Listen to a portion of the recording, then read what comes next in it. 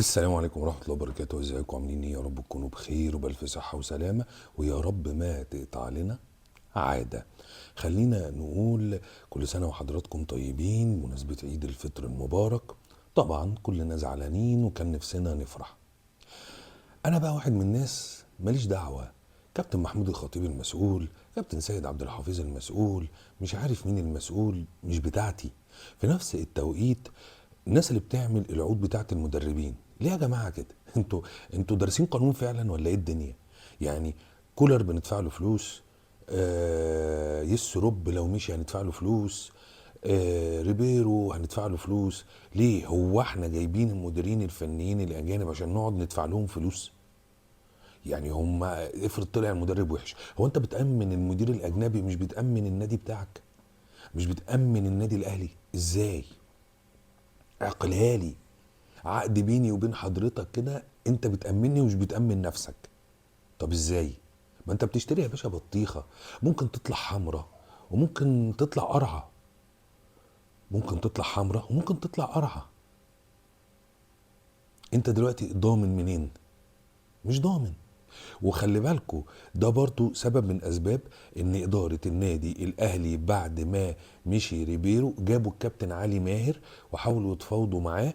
وانا اسف، انا اسف، الكابتن علي ماهر ليه متطلبات وليه ناس يجيبها وبتاع. هم لا، ولاد النادي الاهلي يا فرحتي بيعملوا ايه دلوقتي اللي موجودين في الجهاز الفني؟ هل انتوا شايفين ان يوسف روب بياخد مثلا راي الكابتن عادل مصطفى؟ لا خالص. الراجل بيروح يقعد الاتنين مساعدين جنبه بياخد رأيهم وخلاص على كده. طب ما تاخد رأي الراجل. مش عارف، هل هو مش حابب الكابتن عادل مصطفى في الفرقة؟ مش عارف. في نفس التوقيت نيجي بقى نتكلم على ياسر روب نفسه، المدير الجهبذ المعجزة. الراجل ممكن يبتدي المباراة هايل جدا، تشكيله بتحركاته بشوط اول بشوط تاني، يجي الشوط التاني يعطل، الحجرة تخلص. عايز حجرة جديدة، الحجرة تخلص، والله بيقف تحس ان الحجرة خلصت. لا عارف يوجه لعيبة، ولا شفته بيزعق في لعيب، ولا شفته بيشاور للعيب، ولا شفته بيعمل اي حاجة خالص. في الشوط التاني حتى تغييراته مركز بمركز. ايه طب انا ممكن اعمل كده؟ انا راجل اهو، انا معايا الاساسيه، انا ممكن اعمل كده. انت راجل المفروض جايبك عشان اكتسب منك خبرات، صح؟ اكتسب منك خبرات. ايه الخبرات اللي انا اكتسبتها منك بقى؟ التغيير مركز بمركز؟ هو ده التغيير؟ هو ده الخبرات اللي انا بكتسبها؟ في نفس التوقيت انت راجل ما بتحبش حد يفرض عليك حاجه، ليه رضيت بكمش من الاول؟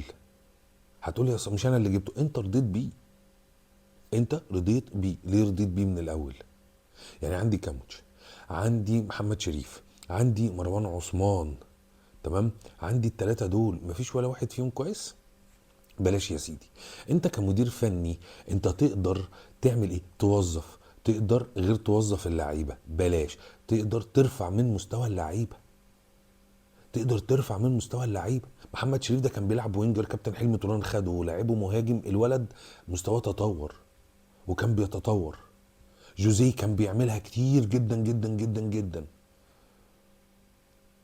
في ايه؟ النادي الاهلي للهويه ليه؟ وانا قلتها الفيديو اللي فات يا جماعه، قلت لكم هل النادي الاهلي هيخرج السيزون ده خالي البطولات، خالي الوفاق؟ بلاش. تعال نروح بقى للبيان اللي نزله النادي الاهلي. حضرتك منزل لي بيان للتهدئه. انا عارف ان الراجل مش هيمشي في الوقت الحالي، الراجل مش هيمشي، هيمشي مع نهايه السيزون، بعد ولا هناخد دوري ولا دوري ابطال افريقيا ولا. وطبعا المسؤول عن الكلام ده كله هو مجلس الاداره. لا استثني احدا، لا هتقول لي الكابتن محمود الخطيب بس، ولا هتقول لي مش عارف مين بس، لا مجلس الاداره.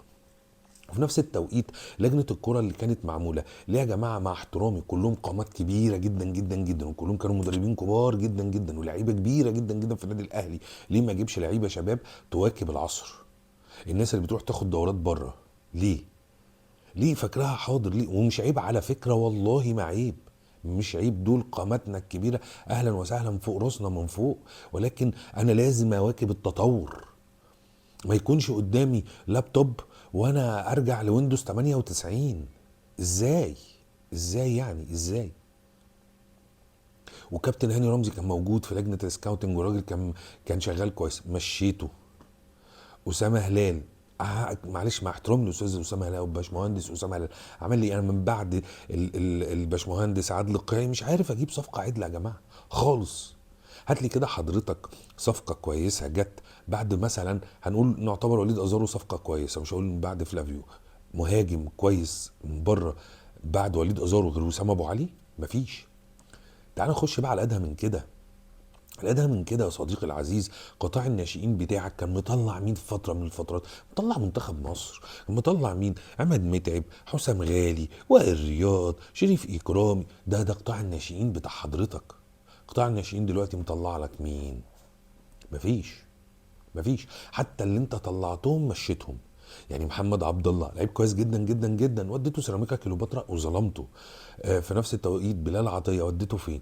طيب هنقول مثلا حمزه عبد الكريم راح برشلونه، برضه نقله للنادي، يعني نقله لحمزه عبد الكريم، وفي نفس الوقت برضه حاجه كويسه للنادي الاهلي.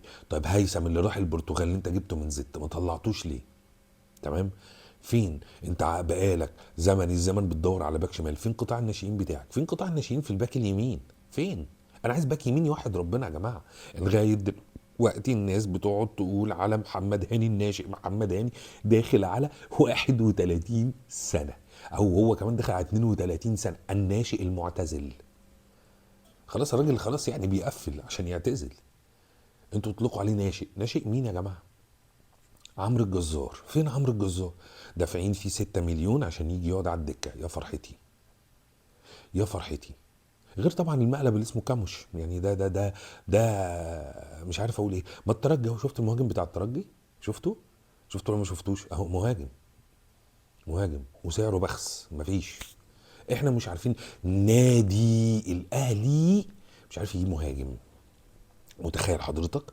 النادي الاهلي بكل الناس اللي فيه مش عارف يجيب مهاجم بالناس اللي ماسكه لجنه الكره، بالسكاوتنج، بي مش عارفين يجيبوا مهاجم. هتقولي ما هو سعره عالي. يا بيه ما انت كان معاك، بدل ما تروح تدفع للمدربين فلوسها المتاخره ما تجيب اللعيب. يعني الراجل مارسيل كولر ده قبل ما يمشي قال لهم معايا محمد بن رمضان، الراجل ناقصه قطعه عايزها. تمام. لما جابوا له محمد، لا، بعد ما مشي جابوا محمد بن رمضان. طب ما تجيبه له وتشوف، هو ناقصه حاجات الراجل، ما تكمل له الفرقه بتاعته وتاخد منه. طيب نروح بقى نشوف اللعيبه اللي شبعت كوره. يا عم امامي عاشور للمره ال50. تمام. النادي الاهلي جابك واحتضنك عشان ترجع لمستوى، لعبت كذا موسم هايل وكنت بتاكل وبتغل وي.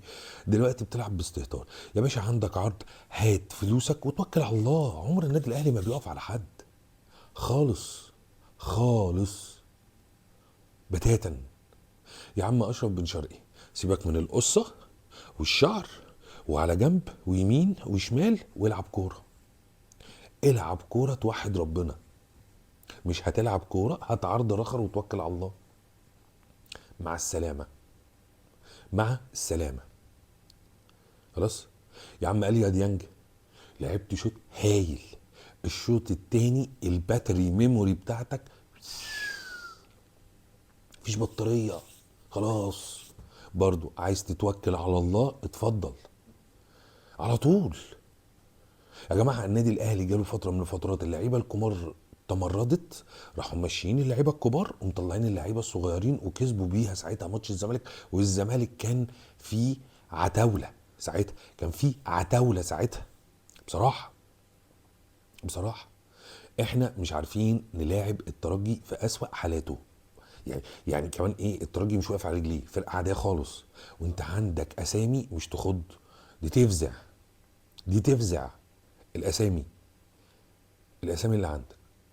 قلنا مدرب، وقلنا المدرب عليه عامل كبير. حتى المدرب ما بيحفز، ما فيش حد بيحفز. اللي هو امام عاشور جاله فتره من فترات، لو حضرتك تفتكر الكره اللي رجع وقعد يعافر ويجيب الكوره وكان متعادلين وهوبا جابوا جون، ده كان في حافز وكان في مش عارف ايه.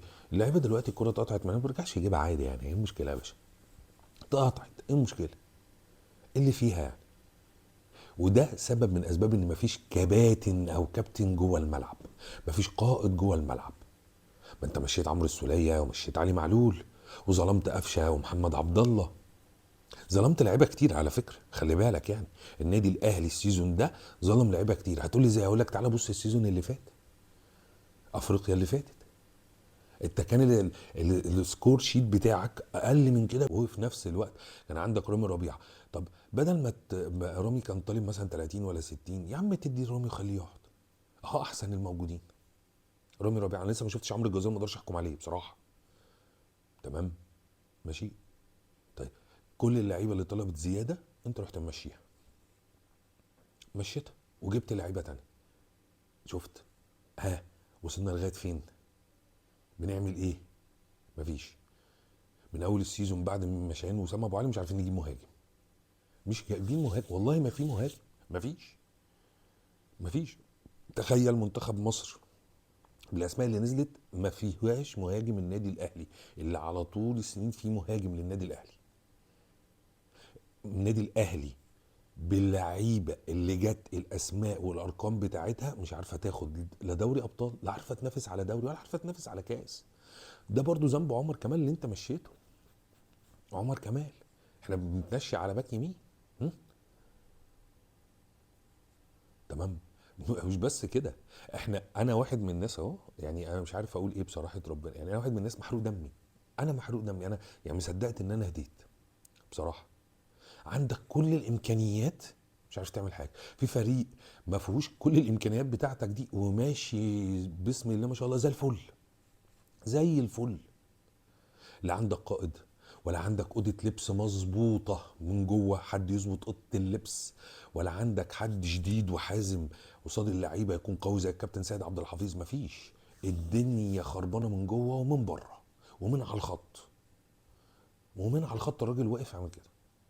اتكلم. انت شفت فان بومل كان بيقعد يقول له اتحرك وامشي وروح واعمل وسوي وي وي، والراجل مش نايم. الراجل في الشوط الثاني عمل تغييرات قلب لك الماتش. انت عملت ايه؟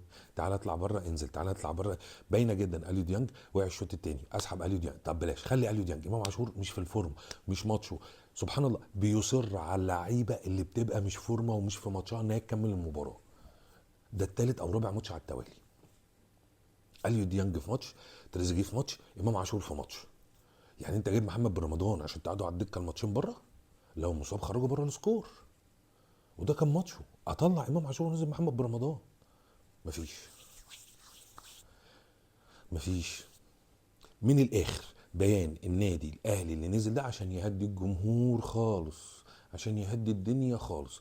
من الاخر يسرب مش ماشي قبل نهاية الموسم الصفري والكارثي للنادي الأهلي، اللي هيخرج خاري الوفاق. واللي بيتحمل الكلام ده كله هي الإدارة اللي اتعاقدت مع المدير الفني، اللي مضت على عقود من غير ما تبص، أو بصت بقى ماليش فيه، أو الشؤون القانونية اللي أعدت. وفي نفس التوقيت الإدارة اللي جابت اللعيبة اللي موجودة دلوقتي. كل الإخفاقات دي مين اللي هيتحملها؟ الإدارة. مين اللي بقى اللي هيتحمل الفلوس دي كلها؟ مش عارفين بقى بصراحة، مش عارفين. هل النادي الأهلي في كارثة بسبب الفلوس؟ الله أعلم. بعد ما كان معاك فلوس كتيرة جدا جدا جدا، ورحت جبت يمين وشمال وماشي عمال تقول بفلوسي وبمالي هنول اللي في بالي، ما نلتش أي حاجة، صفر. كالعادة في نهاية الكلام بنقول سلام.